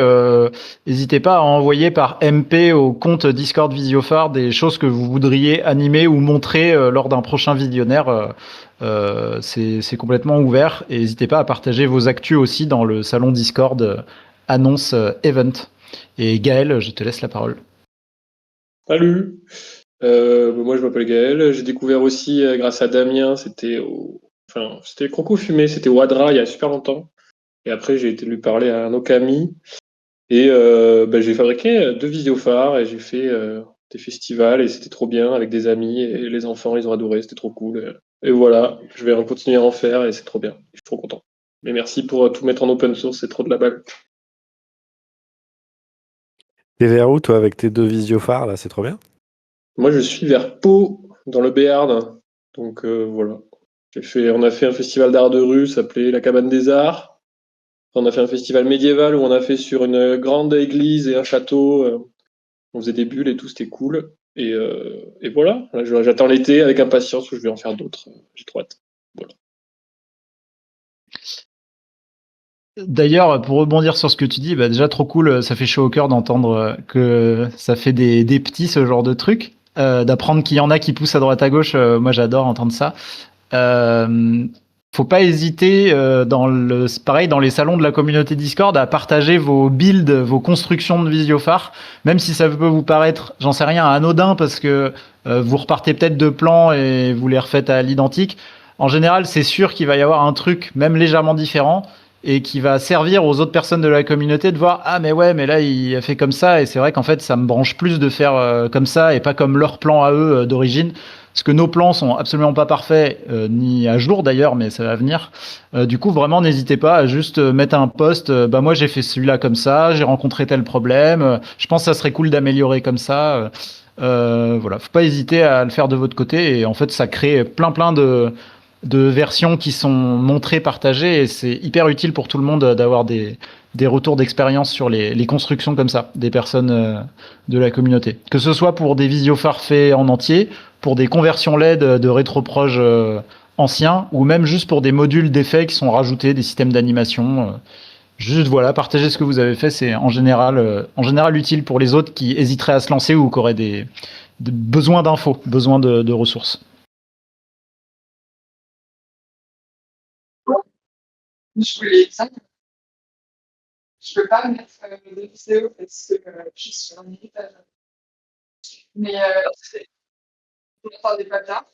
On t'entend assez mal. Je sais pas si tu es loin de ton micro ou quoi, mais c'est un petit peu entrecoupé. Est-ce que là, vous m'entendez mieux? Ouais. Ok. Du coup, moi, c'est Diana, je suis scénographe et j'ai découvert Visiophare il y a pas si longtemps via le collectif Oyer Label.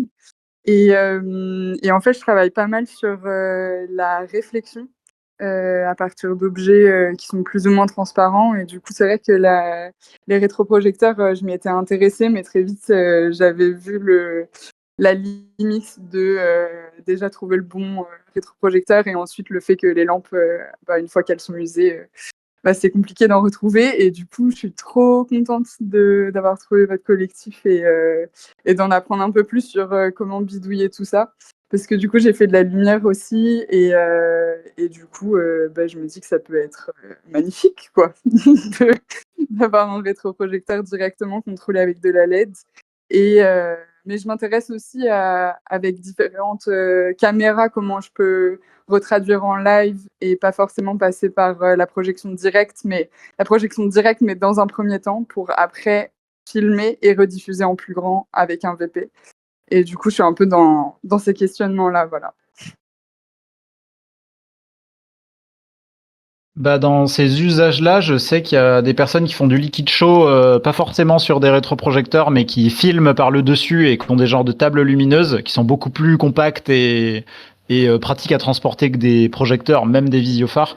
Et dans les gens de la communauté qui font ça, de tête, je sais qu'il y a Menzal et Maxime Duchesne qui en font, donc tu peux aussi aller leur envoyer un message pour leur demander des retours ou même juste de discuter. Ils sont grave cool et ils seront tout à fait ok de partager leur matos, leurs expériences là-dessus. Et je sais que Maxime, il fait même les deux, tu vois. Et c'est absolument pas les mêmes enjeux, les liquid show et compagnie quand c'est filmé au-dessus. Et quand c'est sur un rétroprojecteur, il n'y a pas du tout les mêmes textures liquides et effets possibles. Et moi, au final, j'ai beau faire beaucoup de visiophare, je m'y connais beaucoup mieux en vidéo, prise de vue en direct dans ma pratique que en rétroproche comme ça, où je fais plus souvent face à des problèmes. Mais c'est cool que tu te questionnes sur ces deux façons de faire de l'image en live. Trop bien, merci. Dans les prochains visionnaires, dans les sujets qu'on prévoyait d'aborder puis de vous présenter aussi, je crois que sur un des prochains, Damien fera un petit passage liquid show pour nous en parler un petit peu de ses techniques, ses possibilités, etc. Parce qu'il a bien digué le sujet de cette pratique-là qui existe depuis assez longtemps au final. J'ai l'impression que c'est la plus ancienne liée à la projection analogique comme ça. Moi, je parlerai sûrement un jour des techniques de mapping low-tech, puisque moi je viens du mapping numérique à la base et je m'amuse à traduire ça en analogique via ce projet-là. Et il y a des techniques assez simples pour que les projections en rétroproche s'adaptent à des bâtiments. Pareil, on en a un peu partagé dans des tutos, mais je peux toujours en refaire des retours d'expérience assez concrets sur comment faire du mapping sur bâtiment comme ça, qui joue avec les supports. Et voilà, et je crois que j'avais noté dans un doc quelque part, mais je m'en rappelle plus les autres idées d'animation qu'on avait pour en parler. Mais voilà, l'idée des prochains visionnaires, peut-être c'est déjà on va en discuter de comment ça s'est passé là et comment on peut faire les prochaines fois. Et voilà, ouais, commencer par un contenu prévu et puis partir en échange libre après. Moi, je trouve ça toujours cool. Pour se mettre en route. Moi, je pourrais parler de mes expérimentations en LED 600 watts aussi, où voilà, c'est bien puissant, mais ça crée des nouveaux problèmes aussi, quoi. Ceux qu'on a déjà construit, où je suis pas au courant, vous vous êtes fait quelle puissance? Par exemple, Gaël, t'as fait quoi comme puissance de LED dans le tien? Moi, j'ai fait avec la toute première vidéo que vous avez fait pour adapter un module dans un réseau existant. Je crois que c'est du 100 watts, ouais, c'est ça. Mais j'ai pas poussé à fond parce que j'avais un défaut sur ma carte. Et du coup, quand je poussais trop en ampérage, ça sautait. J'avais envoyé une vidéo à l'époque et tout. Mais du coup, j'étais, je pense, à 90%, 80% et ça marchait bien. Voilà. Sur ce genre de bug, moi j'ai longtemps cru que c'était les DC boosters, les cartes d'augmentation de tension là, et au final c'était mes alim qui étaient pas assez puissantes. Voilà. Ça veut pas dire que toi c'est ça la solution, mais moi en mettant. En fait, pardon. En fait, j'avais dans mon atelier que j'avais fabriqué, j'avais fait l'électricité, j'avais un défaut de terre dans une prise et du coup, il se mettait en sécurité et je me prenais des petites châtaignes. J'étais en mode bon. Mais ouais, du coup, j'ai commandé de nouvelles cartes et je vais essayer de changer ça. Ouais. Mais toi, tu penses que c'est plus la lime parce que les alimes que tu recommandes, toi, elles sont IP55, tu sais, donc étanches et super, mais elles coûtent un peu plus cher que des alimes qui ont l'air d'avoir la même puissance, mais qui sont pas IP55. Et tu connais les différences entre ça? Alors les alims qui étaient recommandés dans le tuto, c'est plus exactement des IP65, mais c'est la mesure d'étanchéité. Mais bref, moi j'utilise ces alims là parce que déjà j'en avais en stock pour des projets LED, donc ça m'a évité d'en acheter des nouvelles. Ça veut pas dire que c'est les meilleurs alims à utiliser. Les alims étanches, ça a l'avantage d'être en général forcément d'un peu meilleure qualité et fiable parce que c'est en général mieux fait du fait que c'est étanche. Enfin, je rentre pas dans les détails et c'est peut-être pas une grande vérité, c'est ce que moi j'ai observé. Et, et les alims non étanches, moi celles que j'ai, en tout cas, elles se mettent pas en sécu quand il y a un court-circuit, donc c'est beaucoup plus risqué. Mais c'est pas forcément lié au fait que c'est étanche ou pas étanche, c'est moi ce qui m'est arrivé comme expérience. Et aussi, les alims étanches, elles ont une meilleure gestion du refroidissement, moi j'ai remarqué. Et bref, j'étais aussi moins inquiet d'avoir des alims étanches dans mes vidéophares parce que je vais beaucoup les utiliser en extérieur avec de l'humidité, parfois de l'intempérie, etc. Et ça me faisait un peu flipper d'avoir moi les alims avec tous les trous et on voit les composants dessous quand je sais les ampères qui passent et tout. Là, c'est assez personnel, mais ça me stresse un peu. Et du coup, voilà. Mais il faut savoir que les alims étanches sont forcément un peu plus chers à puissance équivalente, mais aussi qu'elles ont une limite de puissance qui est vendue par les fabricants en général inférieure au. Enfin, en vrai, c'est difficile de trouver des alims étanches de 1000 watts par exemple. Ça existe quasiment. Enfin, moi, je crois pas en avoir déjà vu. Tandis que des alims non étanches, en fait, c'est possible d'en avoir des méga puissantes. Enfin, bref. Là, pour ma LED 600 watts, j'ai été obligé de mettre deux alims de 500 watts étanches en dérivation, donc qui ensemble, cumulés, font 1000 watts en tout. Donc voilà, c'est un branchement qui se fait, faut le faire correctement, mais ça me permet de séparer en deux alims. Voilà. Donc je dis pas non plus que c'est ça le problème que toi tu as eu sur le tien, je dis juste que le fait que la LED bug un petit peu ou que ça démarre pas vraiment, enfin moi ce qui se passait c'est que quand je mettais sous tension mon visiophare, j'avais ma LED qui clignotait juste des petits coups de flash comme ça et qui démarrait jamais vraiment. Et j'ai compris que c'était la lime quand un jour j'ai dimé à la main sur le DC Booster la vis, que ça a fait baisser la puissance et là d'un seul coup ça marchait. Et après en remontant, j'arrivais quand même à réatteindre la puissance qui était prévue. Et du coup je me suis dit tiens, ça doit être les condensateurs de mon alim qui n'arrivaient pas à charger pour démarrer d'un coup en puissance max. Et donc ça reste une solution de dimmer, mais bon, faut avoir branché un bouton de dimmage, sinon c'est une galère. Et au final, avec des alims plus puissantes, ça démarrait cache nickel sans problème. Voilà. Sur les mêmes cartes DC Booster. Donc, piste à tester, mais il faut avoir une autre alim pour tester. Pour rebondir sur les questions de composants, parce que c'était une discussion que j'avais eue avec Théo récemment lorsqu'il a voulu commencer à regarder pour faire son propre vidéoprojecteur, rétroprojecteur. Pour l'instant, il n'y a pas de liste claire sur tous les composants réunis à un seul endroit. Moi, j'en suis fait une personnellement que j'avais partagée avec Théo. Je vais voir pour partager celle que j'ai sur mon Google Drive, bientôt sur le Discord un peu plus clean, pour que vous puissiez tous voir quels sont un peu ce que nous on a utilisé déjà pour l'instant comme composants. Il y a déjà les liens sur tous les sites comme ça internet recensés au même endroit, ainsi que les prix moyens de ces composants. Parce que bon, tout ce qui est composants électriques, quand on passe sur Amazon ou AliExpress, en général, les prix fluctuent pas du tout. Par contre, après, dès qu'on va passer sur la cacanerie et surtout le bois, en ce moment, qui coûte très cher, là, par contre, les prix peuvent modifier. Donc voilà, je vais essayer de vous partager ça parce que je vois qu'il y a quand même beaucoup de gens qui veulent créer leur Visiophare et c'est vrai que pour l'instant, on n'a pas de lieu sur le Discord pour dire où sont les DC boosters que vous achetez, où sont les LED. Et c'est vrai qu'avec ceux qu'on a maintenant aujourd'hui, on commence à avoir des versions qui sont assez clean et assez sécures d'utilisation et qui tiennent. Donc je pense qu'on peut peut-être commencer à partager ces listes de composants qu'on utilise en ce moment. Ça fait partie des sujets là de finaliser une liste de composants de nouvelles versions. Moi, j'avoue que je me fais toujours avoir où j'aime pas partager des trucs tant que c'est pas nickel. Alors qu'en vrai, c'est déjà pas mal utilisable. Donc en soi, moi, j'ai une liste de composants pour la V2 de Visiophare qui est déjà dans un tableur assez propre et tout. Et que du coup, je pense, partager quelque part. En vrai, ce serait assez pertinent. J'ai mis les prix, les liens, etc. Ouais, Théo? Est-ce que du coup un channel sourcing avec une section plutôt forum sourcing avec justement des topics par type de composant, ça peut pas justement un peu te délester de cette charge-là où chacun se file ses refs un petit peu aussi et ça permet d'avoir un retour de la communauté facilement, ça peut être une bonne idée ou Ouais, en vrai, ça peut être bien. Bah, en vrai, en plus, je peux le faire maintenant. Sourcing. Et puis comme ça, on peut poser des questions et débattre des composants parce que en soi, nous, on a sourcé tous les composants pour faire nos versions, mais il y a souvent des gens qui nous disent ah bah moi j'ai pris ce truc-là et ça marche mieux et on est ravis de l'apprendre quoi. Donc bah voilà, j'ai créé un salon sourcing, super. un forum sourcing, donc on peut faire plusieurs posts dedans. Et là-dedans, bah, je vais suite à la visio là partager ma liste de composants de V2. Voilà.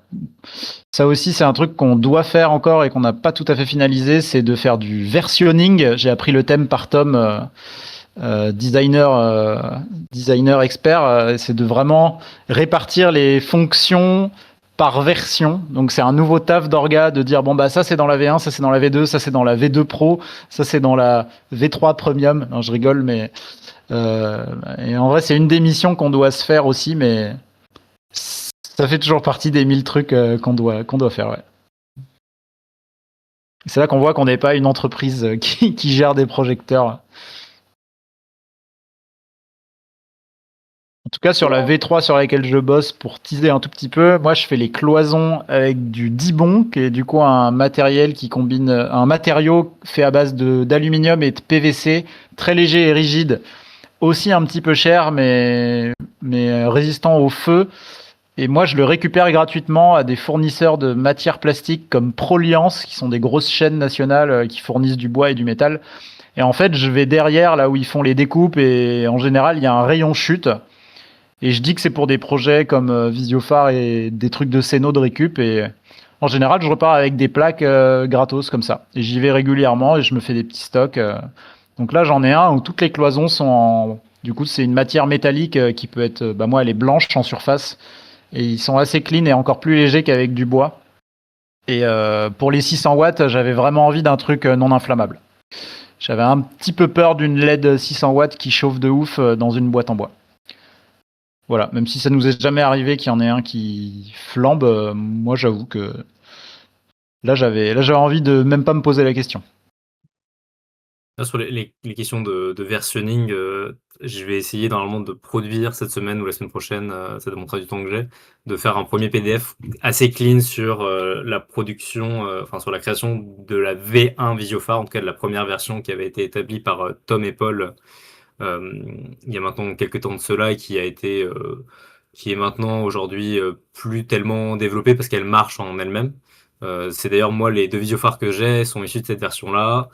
Ça fonctionne très bien pour des petits budgets et pour des gens qui ont du petit matos de découpe à bois.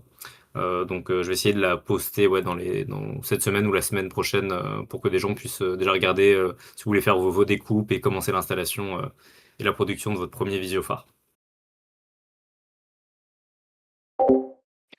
C'est vrai qu'une des pistes de versionning qu'on avait évoquées, c'est que la V1, c'est celle qui est la plus facile à fabriquer parce qu'on l'a conçue exprès, même sans outil de Fab Lab, il me semble. Et ça pouvait se faire entièrement à la scie sauteuse et à la perceuse. C'était un bon challenge de design, mais ça fonctionne et ça se fait. Donc ça nous permet on a fait des workshops où on les fabriquait de zéro avec des publics étudiants ou non, et c'était assez cool sur plusieurs jours. Et là, moi, je suis plutôt sur des versions, on les qualifie un peu de pro parce qu'elles nécessitent de l'impression 3D, celles que je développe. Mais voilà, ça permet d'autres choses, ça permet des trucs plus précis et clean pour d'autres besoins. Après, si on n'a pas d'impression 3D, il existe des services en ligne. Si on n'a pas d'imprimante 3D, pardon, il existe des sites en ligne comme Sculpteo où on peut uploader un fichier et payer en ligne et on reçoit la pièce imprimée chez soi. Après, je sais qu'il y a des gens sur Rennes comme Théo qui font du service d'impression de pièces aussi. Et ça, c'est pareil, dans la communauté, ça peut être des échanges de gens qui ont envie d'avoir des pièces. Moi, je l'ai fait pour des personnes à des moments qui voulaient des pièces et je leur en ai vendu, entre guillemets. Moi, après, c'est pas ma passion de faire de l'impression 3D à la chaîne, mais c'est aussi un truc qui peut se faire, voilà, pour certains éléments. À ce titre, tant que j'y suis, il y a le Thingiverse. C'est vrai qu'on pourrait peut-être le linker sur le Linktree. Thingiverse, c'est une plateforme en ligne de partage de fichiers d'impression 3D et autres. Et nous, on a un compte avec Visiophare sur lequel vous pouvez aller voir des modules qui sont déjà en place. Donc en fait, il y a des choses qu'on n'a pas forcément mis sur le Discord, mais qui sont là-dessus. Je vais essayer de vous retrouver le lien pour le mettre dans le chat là, vite fait. Mais vous pouvez déjà, par exemple, trouver le module Focus pour faire la mise au point sur le Visiophare, puisque dans la V1, il n'y a pas de système de molette pour faire la mise au point. Et du coup, j'en ai développé un l'année dernière. Et bon, comme d'habitude, j'aime pas le partager tant qu'il n'est pas vraiment bien au point. Et vu que je vois encore quelques bugs, mais allez, je me lâche, je me lance, je le partage quand même. Et puis si vous voyez des problèmes, ce sera l'occasion de l'améliorer. Donc là, dans le chat du Discord, j'ai collé le Thingiverse de Visiophare où il y a plusieurs choses qu'on a mis en ligne dessus. Donc c'est pas vraiment des tutos, c'est plutôt les plans et vite fait des explications. Donc ça mériterait des tutos, mais pour l'instant, c'est dans la to-do list. Ah oui, on a fait 2 systèmes concurrents de mise au point. Il y a celui de Tom et il y a le mien. Et qui ont chacun leurs avantages et leurs inconvénients. D'ailleurs, pour préciser, il y a aussi une version qu'on a déclarée un peu de 1.5 qui se base sur la première version du Visiophare, mais avec un focus fait en impression 3D. Donc si au moins vous avez accès à de l'impression dans votre entourage, vous pouvez améliorer un petit peu cette version classique du Visiophare.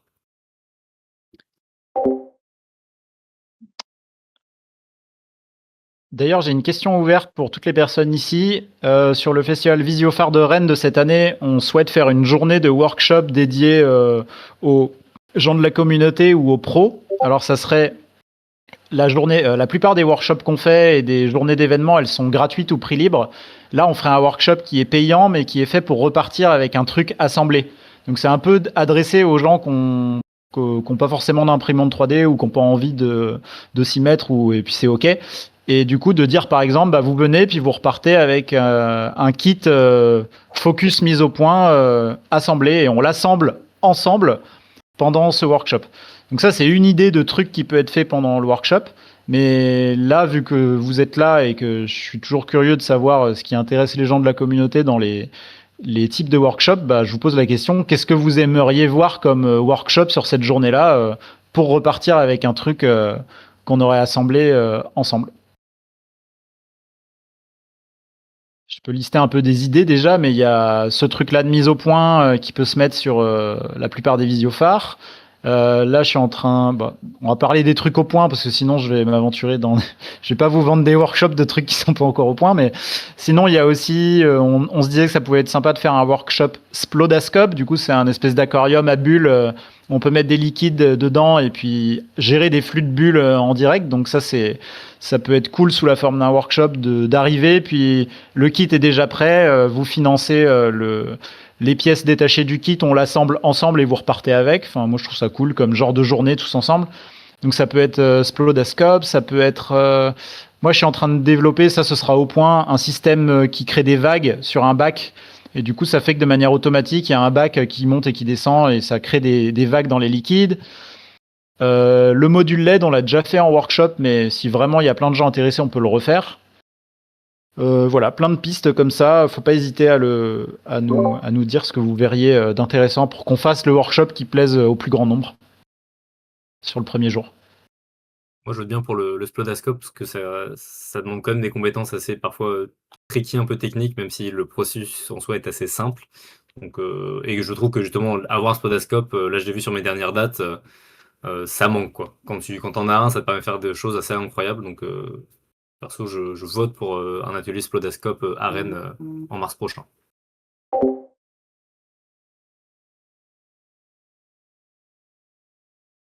Ah ouais, j'ai vu tes tests de bac à vague, j'ai trouvé ça vraiment très malin. Avec le petit le moteur qui tourne lentement avec un truc pas tout à fait rond. Et ouais, c'était vraiment malin. J'ai hâte de voir ce que ça donne. Bah merci. Bah, j'ai prévu de le documenter et de l'avancer un petit peu et de le représenter plus tard, peut-être pendant un visionnaire. Mais ouais, l'idée après c'est de même complexifier le système, enfin de le rendre possiblement plus complexe si besoin, avec par exemple différents trous pour contrôler plusieurs axes de vagues et comme ça c'est possible aussi de pas faire que des vagues qui font avant-arrière, mais de pouvoir faire même diagonale ou un peu à gauche en ayant quelque part ouais, 4 angles. Bon, du coup, je le complexifierai un peu plus tard, mais déjà, j'étais content de cette version qui était assez simple à développer et qui marche déjà. Et d'ailleurs, c'est réglable. La roue que j'ai imprimée en 3D qui est désaxée. Donc, ouais, une roue désaxée fait que sur un moteur, bah, ça soulève et ça redescend pour soulever le bac à liquide. Je l'ai fait réglable avec plusieurs trous dans la pièce imprimée en 3D pour pouvoir choisir à quel point c'est désaxé et à quel point ça soulève le bac. Et vu que la vitesse du moteur est réglable aussi, bah, ça permet de faire des vagues plus ou moins régulièrement et plus ou moins vénères. Et bon, bah voilà. Je repartagerai ça à l'occasion, mais l'effet était très pratique en live puisque j'avais pas besoin d'être derrière le bac à faire ça. Je pouvais le laisser tourner et faire autre chose comme effet. Voilà. Une question très spécifique sur les bacs, vous les récupérez où? Vous les fabriquez peut-être en plexiglas Les bacs en question, là, c'est des bacs carrés de 30 cm par 30 que moi j'achète sur internet et qui sont en plexiglas en effet, et c'est à peu près 20 € le bac. Ils sont assez fragiles, mais si on y fait attention, ça va. Mais j'ai pété mon premier parce que je l'ai considéré comme un bac de transport de matos et en fait, ça tient vraiment pas bien les vibrations et les chocs. Ça raye aussi peut-être. Et Ouais. ça raye vachement. Et sinon, c'est possible de les fabriquer avec du plexi qu'on coupe et avec de la colle, mais voilà, c'est un petit chantier, puis il faut que ce soit quand même étanche. Et il y a d'autres types de bacs et je laisserai des gens réagir s'ils en ont, mais je vois que Gaël lève la main. Bah, moi, j'ai acheté des plats pour les fours en verre à Action. Yes. Et il faut juste faire attention qu'il n'y ait pas un gros logo au milieu Pyrex. Mais sinon, ça fait le taf, hein, franchement. Ok. Merci pour les infos. C'est vrai que j'avais aussi acheté des plats à tarte ronds qui étaient plus ou moins grands et du coup des fois on voyait les bords sur les côtés, mais en fait je trouvais ça assez beau l'effet de diffraction du rebord en mode tarte un peu là. Moi j'aime bien avoir cet effet en plus dans mes projections là. Par contre les bacs carrés, c'est vrai que j'en ai trouvé des plats à four, genre des plats à lasagne rectangulaires. C'est vrai que ça marche aussi, c'est cool. Puis c'est pas forcément plus cher que les trucs en plexi. Ouais voilà. Le plexi, c'est assez léger. Et du coup, c'est vrai que mon système de bac à vagues qui se fait soulever, je pense que le plat en verre, le moteur n'arriverait pas à suivre, mais ça existe des moteurs plus puissants qui arriveraient à suivre, donc voilà. Il y a aussi, pour ceux qui font des liquid light show, il y a des assiettes en plexiglas, ça coûte super cher souvent. Et moi, j'avais fait avec des pots de batterie tendus, et ça marche aussi en fait. Hein. La lumière passe à travers et on peut, avec deux pots de batterie l'une sur l'autre, faire des effets plutôt stylés. Voilà. Et c'était pas trop opaque, c'était quand même transparent. Ouais, bah, c'était les pots de batterie de grosse caisse, donc elle était sur les rebords, il y avait un petit liseré blanc opaque, mais au milieu c'était complètement transparent. Et en plus, comme j'en avais une qui était pas très tendue, je pouvais avec les pouces lui donner une forme pour faire des vagues ou des traits ou des trucs comme ça, c'était plutôt stylé. Ah, c'est cool ça, bah, si tu veux partager des photos ou des vidéos de ça dans le Discord, je serais curieux de voir. J'ai une autre question très spécifique. Si ça vous arrive de travailler avec des transparents, avec des motifs imprimés dessus, qu'est-ce que vous utilisez comme transparent? Est-ce que vous trouvez plus grand que du A4? Et quelle technique d'impression? Est-ce que c'est plutôt de l'impression laser, l'impression jet d'encre? Bah, j'ai un petit retour d'expérience là-dessus. Peut-être que des gens auront de quoi compléter, mais du coup, moi, je les achète sur Internet. C'est là que je les trouve les moins chers. Après, des fois, j'en récup gratos. À l'époque du Covid, il y a plein de Fab Labs qui ont acheté plein de transparents pour faire des visières anti-Covid. Et il y en a à qui il en reste. Donc, c'est une piste des Fab Labs, des fois, qu'on donne. Sinon, les transparents sur Internet, tu peux les acheter en A4, mais aussi en A3, mais aussi en rouleau. Ça existe en rouleau de 10 mètres ou 30 mètres même, de 30 cm de large. Et voilà, il y a ces différents formats-là qui existent. Alors les rouleaux, je ne sais pas s'ils sont imprimables, mais les A3 et les A4, ça existe. Soit en version pour dessiner à la main dessus, soit pour imprimer dessus en jet d'encre, soit pour imprimer dessus en laser. Et d'expérience, il faut faire attention à bien respecter ce pourquoi chaque transparent est fait. Parce que si tu te gourres et que c'est pas possible, par exemple, tu prends un transparent jet d'encre et tu le mets dans une laser, bah, potentiellement il va fondre dans l'imprimante avec la chaleur de la laser et là ça flingue l'imprimante. Pareil pour la jet d'encre dans l'autre sens. Si tu mets de l'encre sur un papier laser et que ça tient pas, bah, ça bave partout dans l'imprimante. Du coup, il faut bien respecter les usages de ce pourquoi est prévu chaque transparent. Ça m'est déjà arrivé de me gourer et d'avoir de la chance et que ça marche quand même. Genre, j'ai mis du papier jet d'encre dans une laser. Du coup, j'avais juste mon image imprimée qui était légèrement laiteuse et un peu bleu. C'était pas tout à fait transparent, c'était blanc partout légèrement, plus les couleurs. Donc, je perdais en efficacité de projection parce que c'était pas complètement transparent. Mais j'ai pas flingué l'imprimante. Donc, j'ai eu de la chance, mais je conseille de faire bien gaffe quand même à respecter les usages de ces trucs-là. Et je crois que tu avais une dernière question à laquelle j'ai pas répondu, que j'ai oublié, mais ou alors c'est tout. Je crois que c'est tout. Merci pour ça. Oui, vu que j'imprime au boulot, je vais faire particulièrement attention. Pas mettre des transparents fondus dedans. Très mieux. Je peux rebondir aussi sur les impressions en rhodoïde. J'en ai fait pas mal aussi de projets avec ça. En tout cas, pour des petits formats, effectivement, pour les A3, c'est un peu plus compliqué, mais sur du A4, tu pourras facilement trouver ça chez un reprographe. Les reprographes, ils ont très souvent et donc ils te l'imprimeront sans souci, quoi. Mais surtout, moi, ce que j'ai trouvé, c'est qu'il fallait toujours en fait imprimer en 2 exemplaires, en fait, les superposer. Et c'est là que tu vas arriver à avoir en fait des noirs vraiment noirs. Si c'est un moment ça que tu cherches, tu vas avoir vraiment des opacités qui soient fortes. Avec une seule impression, en tout cas moi j'ai jamais réussi à trouver un moyen d'avoir une impression qui soit suffisamment opaque. Donc en doublant et en positionnant bien 2 impressions l'une sur l'autre, tu arrives à avoir un rendu qui peut être intéressant pour avoir des noirs bien noirs par exemple. Bonne idée. Sur les noirs bien noirs, je me suis retrouvé à faire aussi comme toi, à devoir faire en 2 fois ou en tout cas 2 exemplaires puis superposer. Je sais que dans la communauté, Dylan, il a fait des impressions, Dylan Cott, il a fait des impressions de moiré. Il me semble qu'il a pas mal digué le sujet pour réussir à imprimer en une seule fois et qu'il a fini par trouver. Donc peut-être faut lui poser la question comment il avait réussi. Je crois qu'il a un peu tout testé, jet d'encre, laser, machin, différents papiers.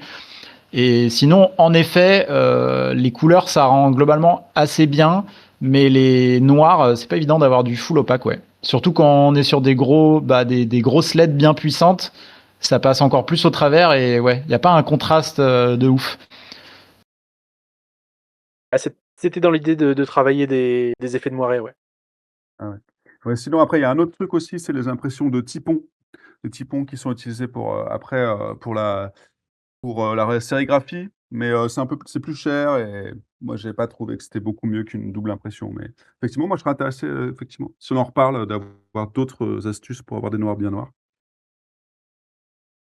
Et dans le sujet de l'impression, moi je me suis servi de cette méthode à un moment pour faire du mapping où j'ai d'abord relevé la perspective de l'architecture sur un transparent sur mon Visiophare. Après j'ai scanné ça dans l'ordi et j'ai pu mettre des contenus graphiques, vectoriels, et je les ai redéformés pour que ça suive la perspective. Et ça après en le réimprimant, en respectant bien l'échelle, si je le remets sur le projecteur, ça joue avec la façade. Il y a un des visuels qu'on a sur le Instagram et le site qui est noir et blanc sur la façade à Sarzeau, qui était fait comme ça et qui était imprimé pour le coup en noir et blanc. Et voilà, j'avais fait ça chez l'imprimeur parce que moi je déteste les imprimantes non 3D. Du coup, j'en possède pas parce que ça bug tout le temps puis c'est trop cher. Mais L'imprimeur, c'est cher aussi, mais tu sais que au moins tu repars et que ça a marché. Bon, voilà. Quand on a besoin. Moi, de mon côté, je vais personnellement devoir y aller, mais vous pouvez librement continuer à échanger, sauf si tout le monde veut affiner un peu les questions-réponses, les échanges. Voilà, libre à vous de rester sur le salon. Moi, de mon côté, je vais couper l'enregistrement. J'ai l'arme du théâtre où je suis qui va bientôt se mettre en route, donc j'avoue, je vais tracer aussi. Merci tout le monde, c'était chouette. Et puis à très vite. Et puis pour celles et ceux qui sont intéressés, du coup, pour penser un peu le DMX et tout le reste, mes DM sont ouverts. Bonne soirée tout le monde. Ok. Salut. Enchanté, merci. Salut tout le Merci monde. d'avoir fait le début avec l'enregistrement. Ciao. Ciao. Ouais, ciao, ciao.